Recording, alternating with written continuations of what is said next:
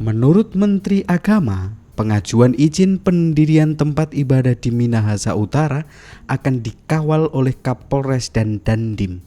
Menurut berita, aparat meminta penghentian pembongkaran gereja di Karimun yang telah memiliki izin dengan alasan menjaga kondusivitas.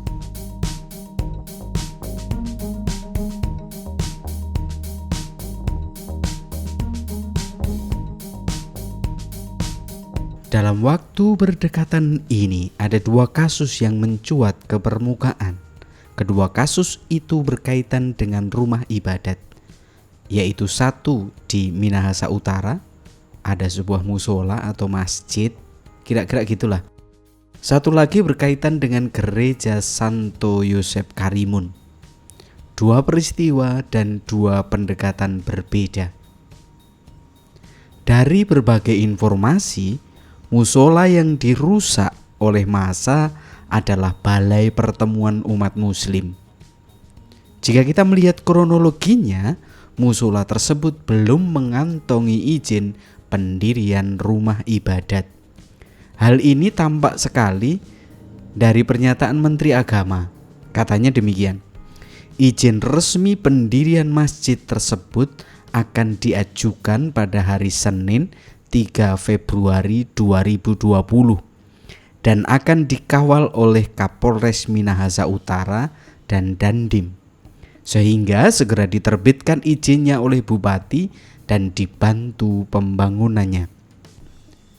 Ketika peristiwa pengerusakan musola atau masjid itu viral, aparat mengawal proses pengurusan IMB-nya. Kalau sudah begitu, siapa ya yang berani menolak? Dan kita lihat hasilnya. Musola tersebut kini telah mulai diperbaiki kan?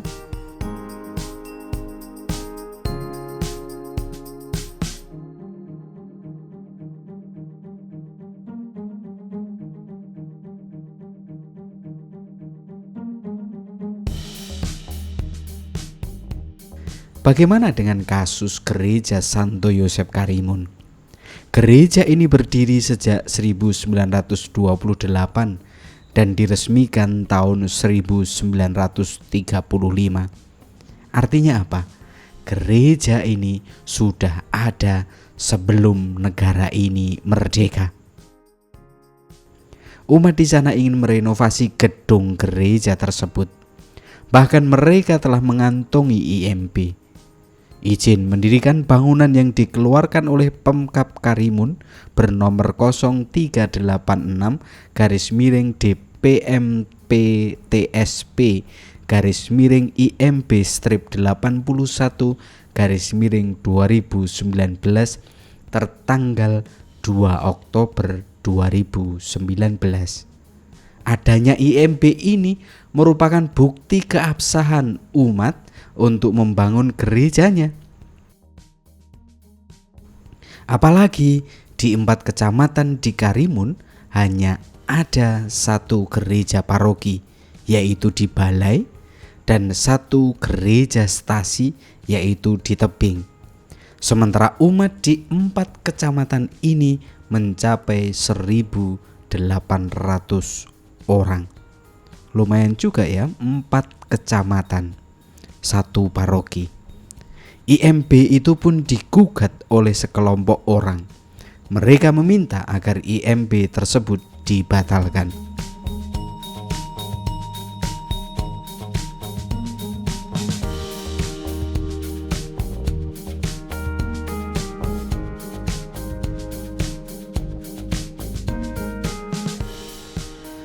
Atas persoalan itu, Menteri Agama memberikan komentarnya. Ia mengatakan jika kasus tersebut sedang ditengahi, dan seperti biasa, ajakan untuk menjaga kerukunan dan keragaman. Hasilnya, setelah terjadi aksi demo dan permintaan para pendemo diikuti, yaitu penangguhan selama 3 bulan, dan setelahnya proses renovasi pun dimulai, toh demo terus berlanjut. Saya membayangkan apakah para pendemo itu masih berani beraksi ketika proses renovasi yang telah mengantongi izin mendirikan bangunan tersebut dijaga dan dikawal oleh Kapolres dan Dandim? Sayangnya angan-angan itu tidak terjadi. Dari berbagai informasi yang ada, justru pihak aparat meminta penghentian pembongkaran dengan alasan menjaga kondusivitas. Karena emosi massa yang berdemo, bahkan sampai romo paroki dan beberapa orang panitia atau pengurus gereja diamankan, dibawa ke kantor polisi.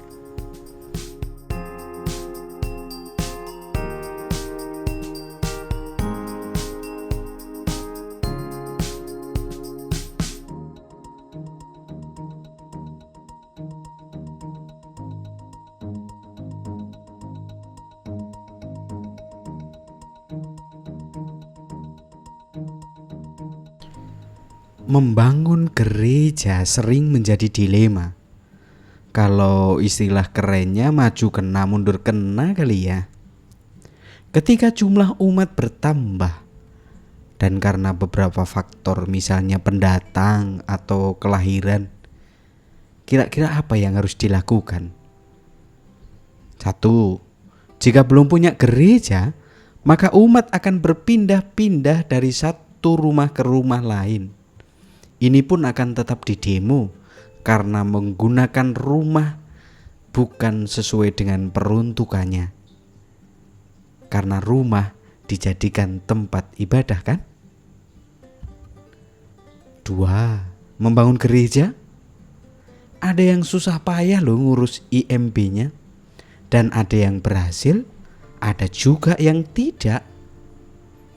Tuduhan yang sering disampaikan adalah memanipulasi data tanda tangan sebagai syarat pengajuan IMB.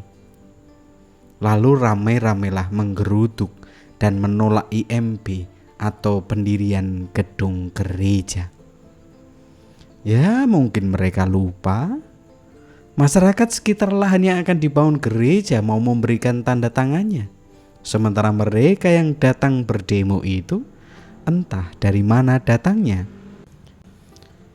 Hal ketiga yang bisa dibuat ketika jumlah umat bertambah adalah merenovasi gedung gereja yang lama. Tapi toh tetap tidak mudah juga. Gereja Santo Yosef Karimun buktinya. Sudah punya IMB untuk merenovasi pun tetap digugat dan didemo dengan berbagai alasan. Ya, yang mungkin ada yang menganggapnya masuk akal, ada juga yang menganggapnya hanya asal-asalan saja. Pokoknya adalah alasannya.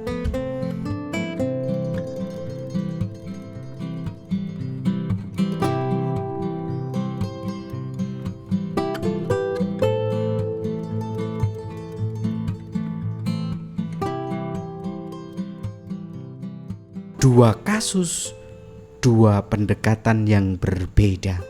Sementara pasal 29 ayat 2 Undang-Undang Dasar jelas menyebutkan negara menjamin kemerdekaan tiap-tiap penduduk untuk memeluk agamanya masing-masing dan untuk beribadat menurut agamanya dan kepercayaannya itu. Lalu dalam kasus gereja Santo Yosef Karimun, di mana letak kemerdekaannya? Sudah punya IMB pun tetap didemo kan?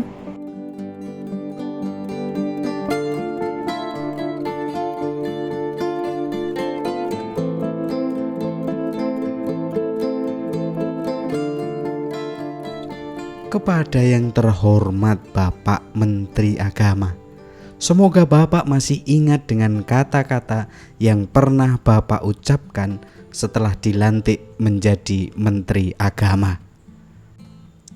Moga-moga bukan hanya kami Pak yang masih mengingatnya, demikian mengingatnya malah, tetapi moga-moga Bapak pun tetap mengingatnya. Amin Pak.